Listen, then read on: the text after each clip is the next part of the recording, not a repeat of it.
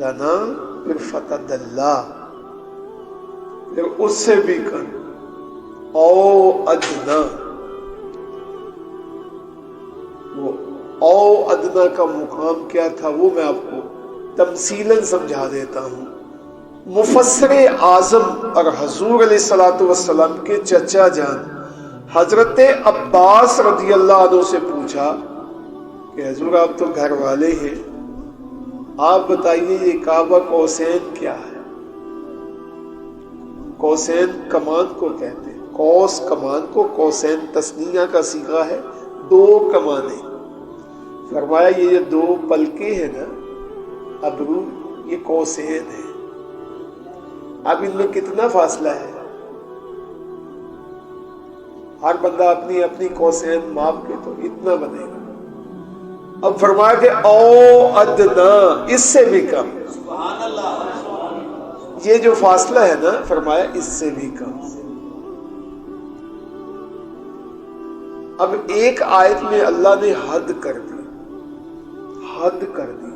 مفسرین فرماتے ہیں، اکابر اولیاء شیوخ فرماتے ہیں، محدثین فرماتے ہیں کہ اگر سارے قرآن مجید کی آیات کو ترازو کے ایک پلڑے میں رکھا جائے اور اس اکیلی آیت کو قرآن مجید ترازو کے دوسرے پلڑے میں رکھا جائے تو وہ ساری آیات سے وزنی آیت ہے. سورہ الضحیٰ میں فرمایا وَلَا سَوْفَ يُؤْتِيكَ رَبُّكَ فَتَرْضَىٰ. اور محبوب ہم آپ کو ان قریب اتنا عطا فرمائیں گے کہ آپ کو راضی کر دیں گے. کائنات میں جتنی مخلوقات ہیں وہ فرشتوں کی شکل میں ہے، حور و غلمان کی شکل میں ہے، انبیاء کی شکل میں ہے، امتوں کی شکل میں ہے، کسی بھی شکل میں ہے. وہ چرند ہے، پرند ہے، وہ انسان ہے، وہ جنات ہیں، حیوانات ہیں، جمادات ہیں. ہر چیز اللہ کی رضا میں مصروف ہے، اللہ کی رضا میں مصروف ہے. لیکن اللہ اپنے محبوب کی رضا میں مصروف ہے. سبحان اللہ. ساری کائنات میرے رب کی رضا میں لگی ہوئی ہے اور میرا رب اپنے محبوب کی رضا میں لگا. میں نے حدیث میں حاشیے پڑھے اس آیت کی تفسیر میں کہ وہ جو مقام رضا ہے وہ کیا ہے، کیسے راضی ہوں گے. تو رسول اللہ صلی اللہ علیہ وسلم ارشاد فرماتے ہیں کہ جب تک میرا آخری امتی جہنم میں ہے وہ نکل کے جنت میں نہیں داخل ہو جائے گا میں راضی نہیں ہوں گا. اگر سبحان اللہ کہہ دے تو مجھے بھی تقویت ہے. آخری امتی، جب تک میرا آخری امتی جہنم میں ہے میں اس کو جنت میں داخل ہوتا نہ دیکھ لوں میں راضی نہیں ہوں گا.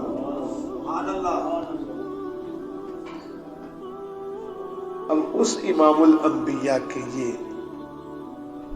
انتہائی مقرب صحابی جن کے اس دین اسلام پر بہت سے احسانات ہیں. ابتدائے اسلام کا زمانہ ہے، ایک کنواں ہے مدینہ شریف میں، اس کو بئر روما کہا جاتا ہے. وہ یہودی کا کنواں ہے، وہ اس کی ملکیت ہے. وہ اپنی مرضی سے پانی بیچتا تھا، مفت تو دیتا ہی نہیں تھا نا کسی کو. یہ اسلام کی خاصیت ہے، آپ مسلمانوں کی خاصیت ہے کہ اگر چیز ہے تو بلا معاوضہ دے دیتے ہیں. دوسرے ادیان میں یہ ہرگز چیز نہیں ہے. تو اللہ کے محبوب علیہ الصلوۃ والسلام کے اس پیارے محبوب حضرت عثمان ذوالنورین رضی اللہ عنہ نے یہودی سے وہ کنواں 35,000 درہم کے عوض خرید لیا. اور اس کو وقف کر دیا کہ جو چاہے جب چاہے جتنا چاہے اس سے پانی لے سکتا ہے۔ جب پانی نہیں تھا مدینہ شریف میں، ایک کنواں تھا جس کا پانی میٹھا تھا، جس کا پانی ٹھنڈا تھا، اس کنویں کو لے کے ہر خاص و عام کے لیے وقف کیا۔ پھر ایام اواخر میں، ابھی اول دن ہے، مسجد نبوی صحابہ کی تعداد بڑھنے لگی، نمازوں میں صحابہ کی تعداد کثرت سے ہونے لگی تو وہ مسجد کم پڑ گئی۔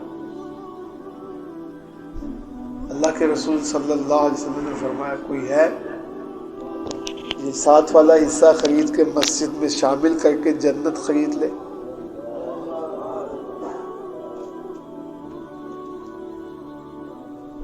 عثمان ذوالنورین اٹھے،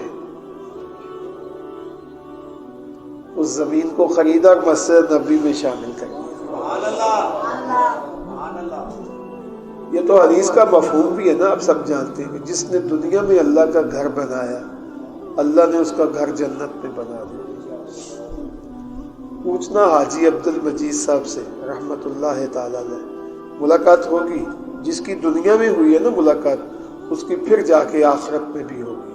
میری ہوئی ہے، میں پوچھ لوں گا کہ جب آپ نے اللہ کا گھر دنیا میں بنایا تھا، اللہ کے نبی علیہ السلام نے فرمایا تھا کہ جو دنیا میں گھر بنائے گا اللہ اس کا گھر جنت میں بناتا ہے، کیا آپ کا گھر اللہ نے جنت میں بنایا؟